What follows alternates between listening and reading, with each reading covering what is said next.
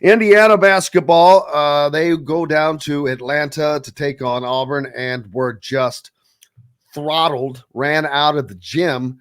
And that is after they get off to their best start of the season. And then things change, and a lot of that has centered around Mike Woodson's substitution patterns. That it is the exact same every game, and that's part of which he alluded to. He goes, "Hey, I've done the same thing every game," and that's where I would ask, why? Why does not the game dictate what's going on? Because each game is a little different. There's not the exact same. And matchups. It's what's the matchup on the floor at that particular time. It's not always the same. So I just don't believe in just doing it. It's like I do not like an offensive coordinator who scripts his first 20 plays of a game, no matter what's going on the field. I don't understand that way of thinking. But that's me. I don't have the experience or understanding that these guys do, and I don't pretend to, but I can question it. Well, I think there were much greater issues at work than the substitutions in that game. That was just the start of it. You gave up 104 points, and they came mostly on the perimeter, where the defense has not been problematic for Indiana on many occasions over Mike's tenure. It's not really been a huge issue for them. I think they're missing Xavier Johnson significantly, and that I think against teams that can generate the kind of offense that Auburn did in that game. I mean, you did a great job on Janai Broome, who is Auburn's most accomplished and respected player on the interior, and they got absolutely besieged from the outside and had no answers. I do think that it does again point up one of the significant problems with this team, and that is that they don't get enough 3-point shots. They don't get enough 3-point shots for the guys who reliably make them, and I think that was a problem a year ago with Miller Kopp. Miller Kopp shooting 46%. I looked it up a little while ago. He shot 46% last year, and or around 46%. And when he finished the year, let me get this up. I want to get the right number here. They're definitely running an offense that focuses on getting it inside to Khalil Ware or Malik Renew, whomever that may be, because that has remained the style of offense for this team. They're not even looking for 3-point shots, whereas the teams that you've mentioned, and you can go back to Wright State, to Army, to Florida Gulf Coast.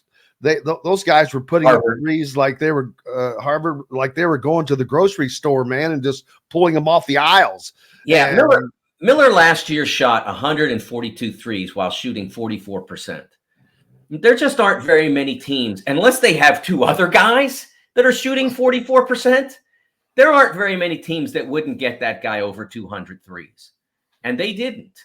And that was a problem a year ago, and we see it now.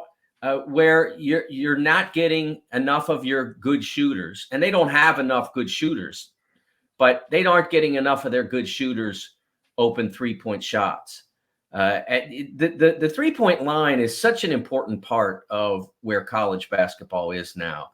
And I think a lot of defensive principles still are built around protecting the lane and not necessarily the 3-point line.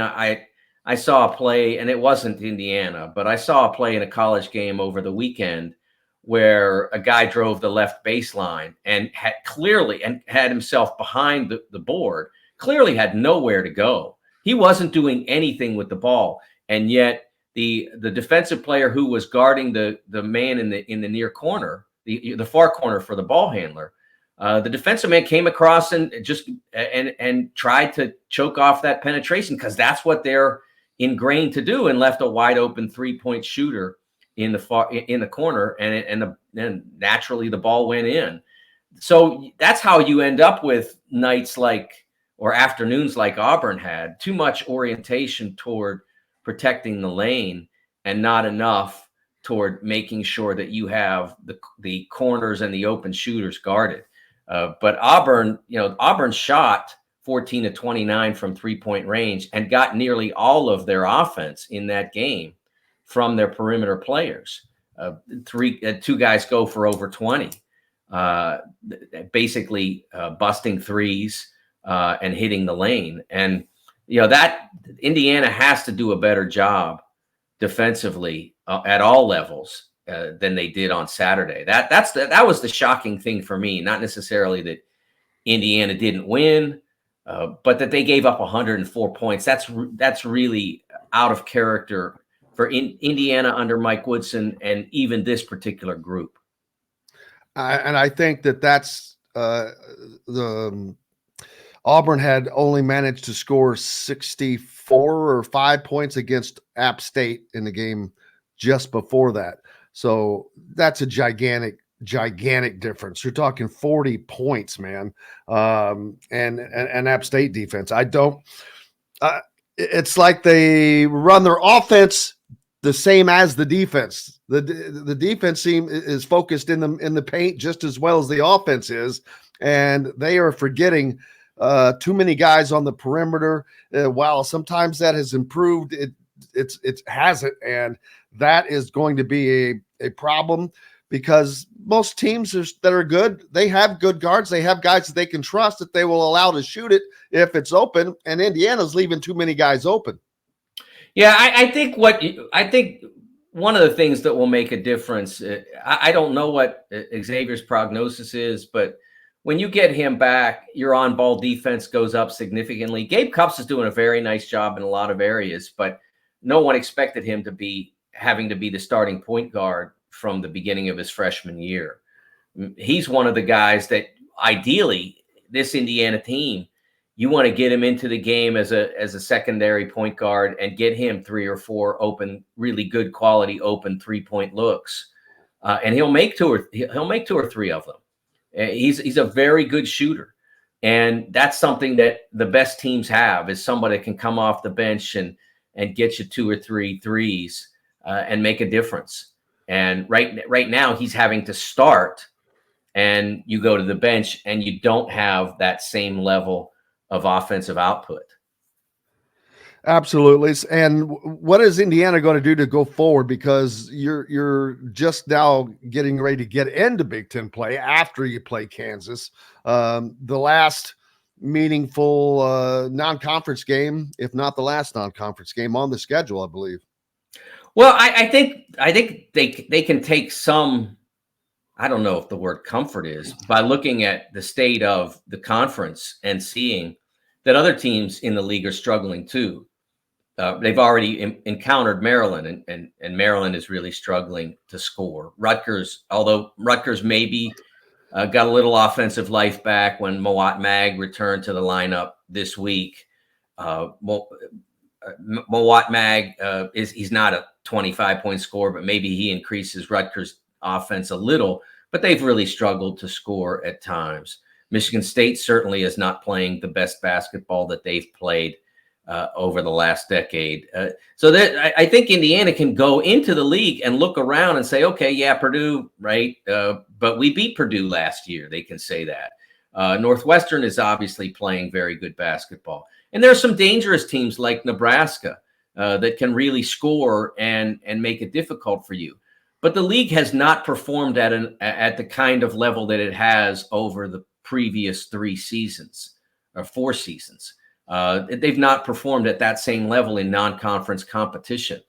So Indiana can feel like that if they play around the level they've played most of their non-conference, they can feel like that they've got an opportunity to be successful in the league. Probably not going to win it, but if they continue to compete at that level and incrementally improve like everyone else figures to, then I think that they can be in the top half dozen or so teams in the league. They could also not be. I mean, because they could play every game like they played Auburn, and they're not winning against many teams if they played like that. So, but I do think that the more likely scenario. I mean, you got those win predictors on ESPN and all that now. I think the more likely scenario is that Indiana is in the top 6 or 7 teams in the league.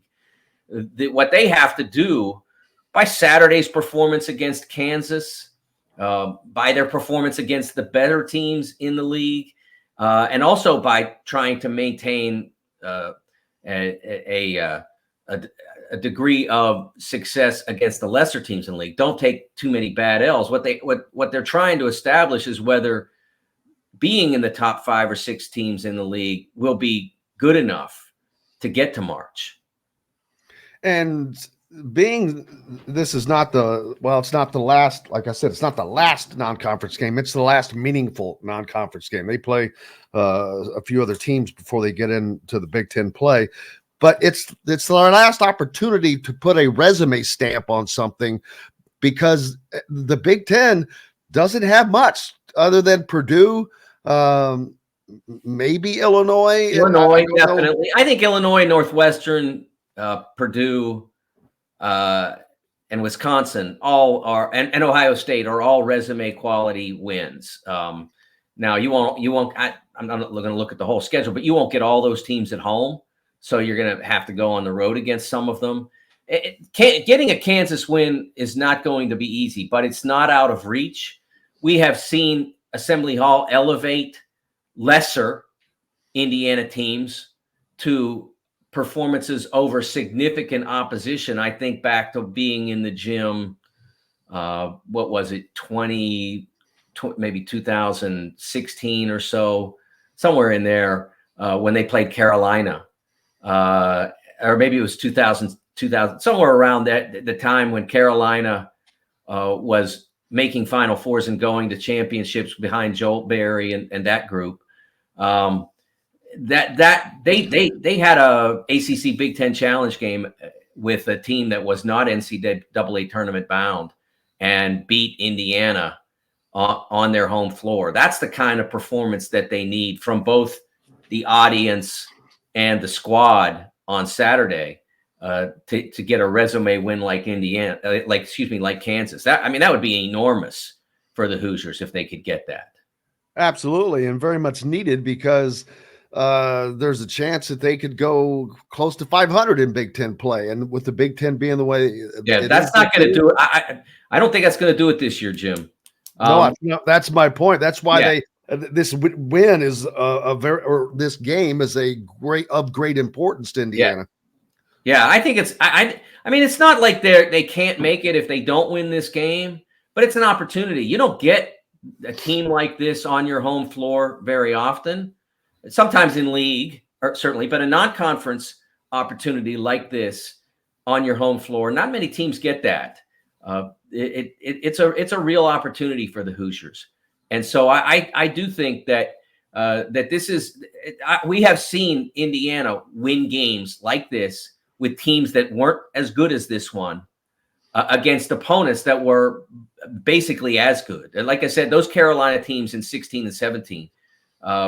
They were a 3-pointer, a dramatic 3-pointer from Chris Jenkins away from winning one title, and then they came back the next year and did win it. So I think that this is an opportunity for the Hoosiers to really do something special.